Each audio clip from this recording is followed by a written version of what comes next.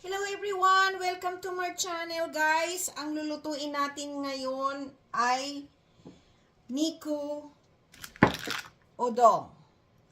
It's a beef and odong noodles. So, ang gagawin nyo ay i-marinate ito yung karne na ginamit ko, beef, yung pang shabu-shabu manipis. Yan, kasi madali siyang lutuin. Naka-marinate na yan siya ng konti. I-marinate nyo ng 1 tablespoon ng soy sauce. And 1 tablespoon ng mirin. And 1 tablespoon ng osake. Japanese osake. Yan, osake. Pag meron kayong osake, shoyu, mirin, guys, makakaluto na kayo ng Japanese food. So, lagay natin ang sibuyas. Ganitong hiwa ng sibuyas, guys. Malalaki na lang. Okay? White sibuyas ang gagamitin nyo, ha?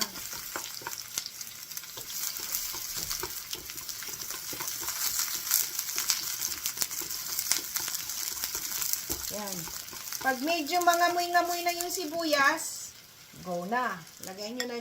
Pero i-marinate nyo nga pala yung karne ng at least 10 minutes.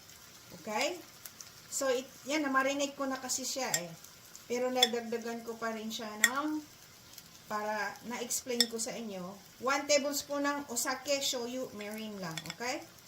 So, yan, igisa nyo na. Igisa lang.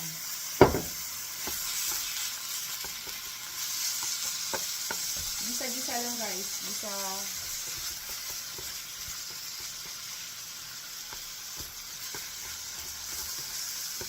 Bango.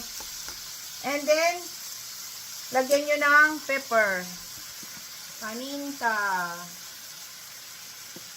Yan. Okay.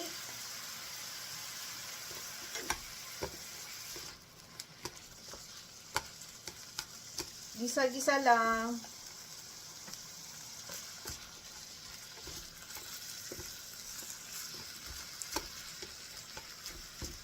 And then, yung udong, pakuluan nyo sa tubig. Maggawa kayo ng pinakulong tubig. Isaasaw-saw nyo lang, parang hugasan nyo lang siya sa mainit na tubig. Mamaya, i-explain ko sa inyo. Guys, ito na siya, oh. Ayan na. Okay? Ngayon, isalin nyo sa mangkok. And, gagawa tayo ng odong dashi sauce.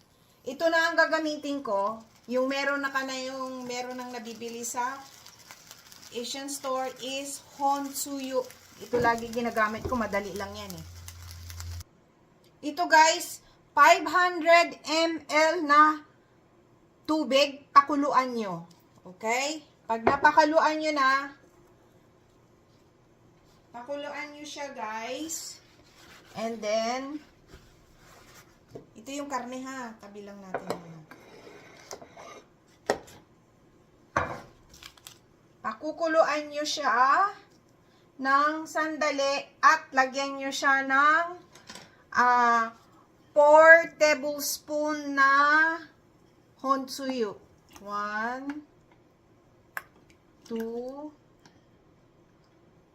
Subukan natin guys ang tatlo. Kung talagang ba siya. Okay na siya. Teka, subukan mo. Kasi baka matapang eh. 3 tablespoon lang pala sa 500. Kasi masyado na siyang matapang. Okay. 3 tablespoon lang ng honsuyu. 3 tablespoon lang siya. And 500 ml ng tubig, pakuluan nyo. Okay? Ayan, kumulo na siya. So, yung udong ay pakukuluan natin ng tubig ulit. Pakukuluan nyo, kumulo na yan, pinakulo ang tubig. Ilagay nyo yung, parang hugasan nyo yung udong sa mainit na tubig. Parang yan, yung indirect lang. So, ayan na siya. Pakukuluan mo lang siya.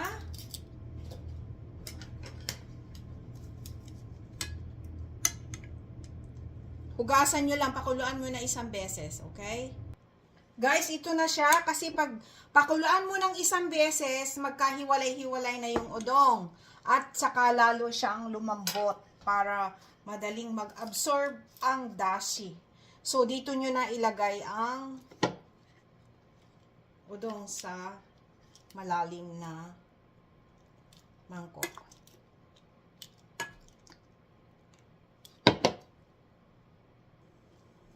Yan na guys, nailagay ko na. Lagyan nyo na dito yung udong, beef, Nico udong. So, damihan nyo na. Yan. Lagyan mo sibuyas. Okay? Ngayon, lagyan nyo siya ng dashi. Ito yung ginawa natin. Okay?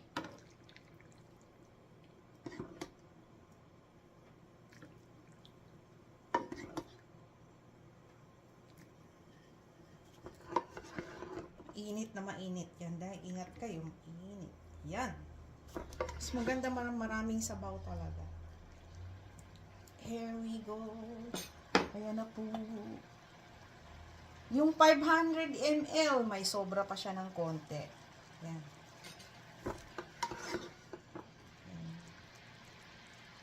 Yan. Maraming.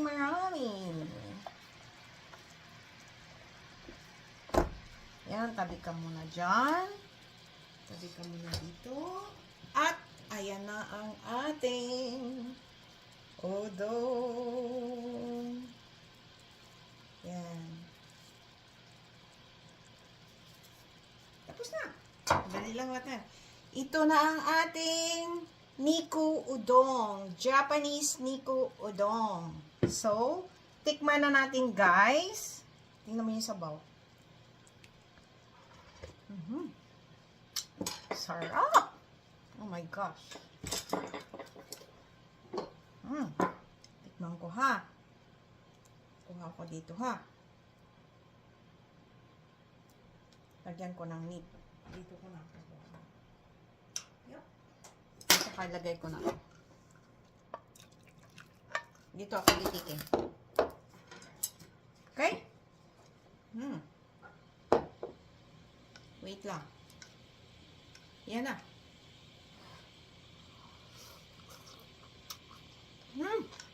Sarap.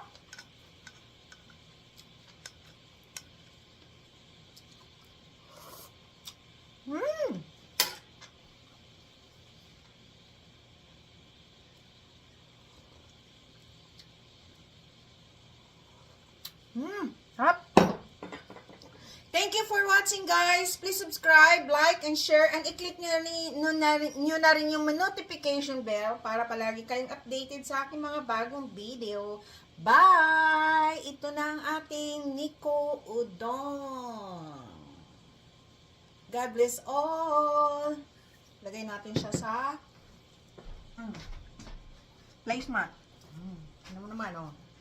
Here we go. Yeah!